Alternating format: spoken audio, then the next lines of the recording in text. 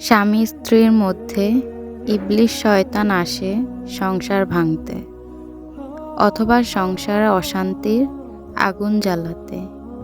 কিভাবে তা বুঝবেন? এর অনেক উপসর্গ আছে, যেমন ১.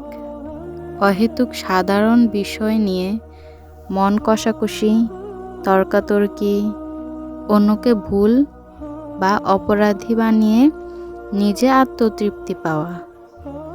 ২. অন্য নারী বা পুরুষকে মনে মনে ভালো লাগা। ৩. ভিত্তিহীন বিষয় নিয়ে অন্য পক্ষকে নিয়ে অযথা খারাপ ধারণা পোষণ করা। ৪. সালাত, তেলাওয়াত ও আল্লাহর জিকির কমিয়ে দেওয়া অথবা না করা। ৫. পার্টনারের সাথে কথা বন্ধ করে দিয়ে অন্যের সাথে হাসি খুশি করা। ৬.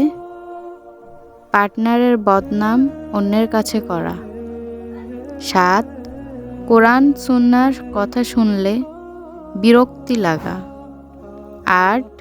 পার্টনারের অপছন্দনীয় লোকদের সাথে সম্পর্ক তৈরি করা। ৯.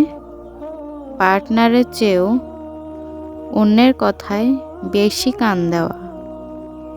১০. পার্টনারের সান্নিধ্যের অন্যের সাহচর্যে আনন্দ পাওয়া। আল্লাহ যেন আমাদের সবাইকে শয়তানের কুচক্র হতে হেফাজত করেন। আমিন। লেখা ডক্টর আবুল কালাম আজাদ।